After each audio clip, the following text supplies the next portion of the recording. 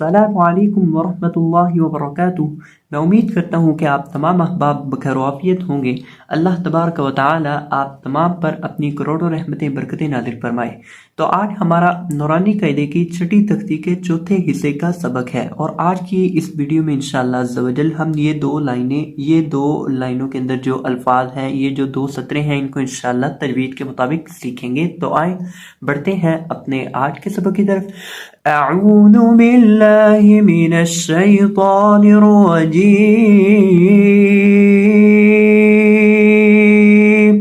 बिस्मिल्लाहिर रहमानिर रहीम।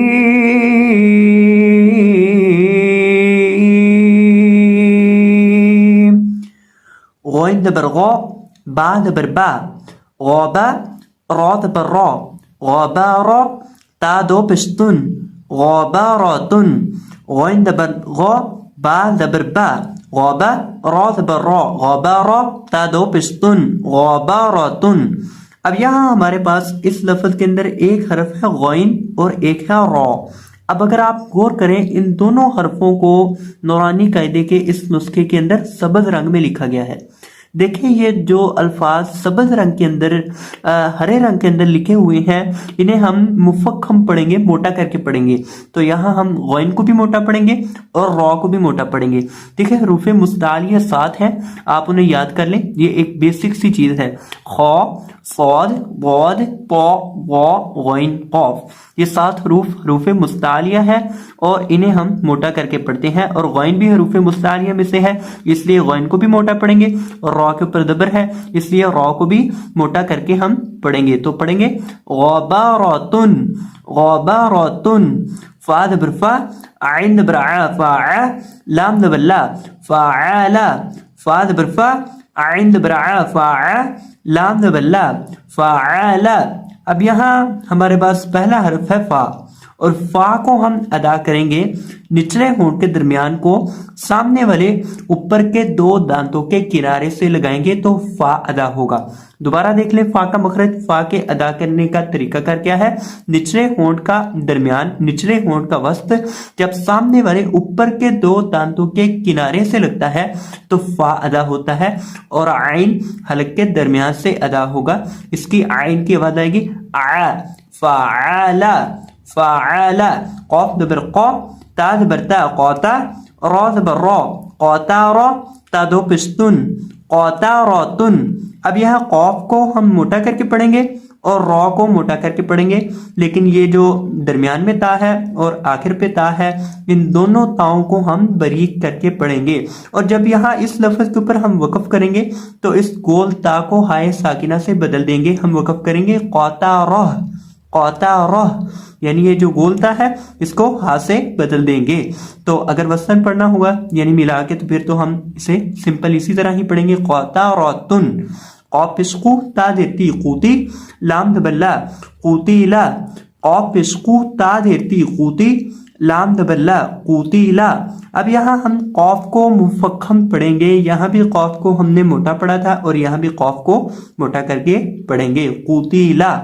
कौफ दबर कौ, दाल दबर दा, कौदा, रौ दबर रौ, कौदा रौ।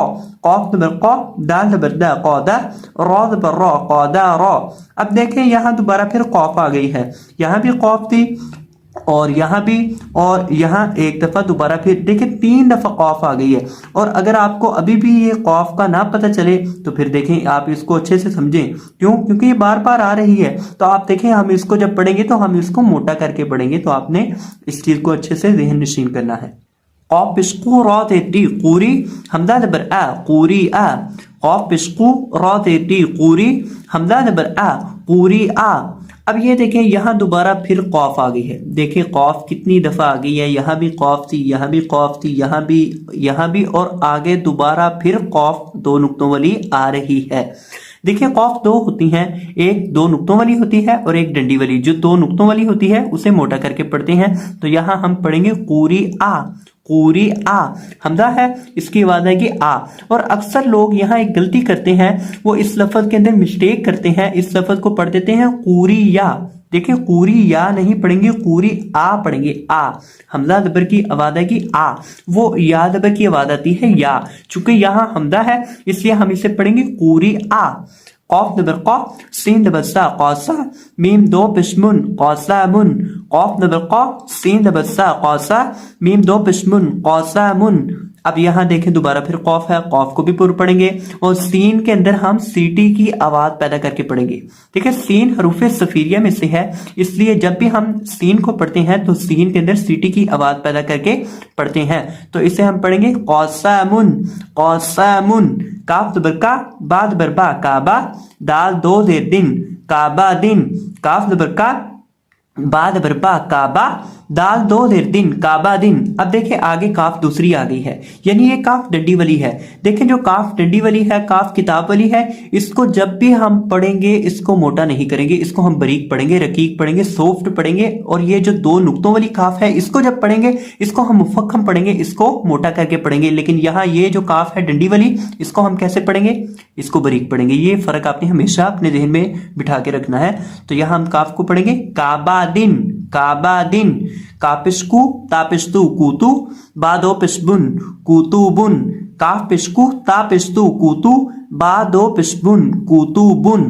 اب دیکھیں یہاں کاف کے اوپر بھی پیش ہے تا کے اوپر بھی پیش ہے با کے اوپر دو پیشیں ہیں. اب دیکھیں تینوں حرفوں کے اوپر پیشیں ہیں. تو ہم جب کاف کو پڑھیں گے تو کاف کو پڑھتے وقت ہونٹوں کو گول کر کے پڑھیں گے اور جب تا کو پڑھیں گے تا کو پڑھتے وقت بھی ہونٹوں کو گول کر کے پڑھیں گے اور جب با کو پڑھیں گے تو با کو پڑھتے وقت بھی ہونٹوں کو گول کر کے پڑھیں گے. دیکھیں یہ قاعدہ میں نے آپ کو پہلے بھی بتایا تھا. یہ قاعدہ اپنے ذہن میں بٹھا کے رکھیں کہ جب بھی پیش والا حرف آ جائے یعنی با کے اوپر پیش آ جائے تا کے اوپر پیش آ جائے سا کے اوپر پیش آ جائے جیم کے اوپر یا کسی بھی حرف کے اوپر جب پیش آئے گی تو ہم اس حرف کو پڑھتے وقت ہونٹوں کو گول کر کے پڑھیں گے. تو یہاں ہم کاف تا اور با تینوں کو پڑھتے وقت ہونٹوں کو گول کر کے پڑھیں گے کوتوبن کوتوبن. کوتوبن نہیں کوتوبن. کاف زبر کا سین زبر سا کاسا با زبر با کاسا با. کاف زبر کا سین زبر سا کاسا با زبر با کاسا با. اب یہاں سین کو پڑھتے وقت سین کے اندر سیٹی کی آواز پیدا کر کے پڑھیں گے کاسا با کاسا با. تو یہ تھا ہمارا آج کا سبق. میں امید کرتا ہوں کہ آپ کو یہ سبق اچھے سے سمجھ آ چکا ہوگا. تو اگر آپ کو یہ ویڈیو پسند آئی ہو تو ویڈیو کو لائک کر دیجیے گا اور اگر چینل پر نئے آئے ہیں تو چینل کو سبسکرائب فرما دیجیے گا. جزاکم اللہ خیرا بارک اللہ فیک. اللہ حافظ.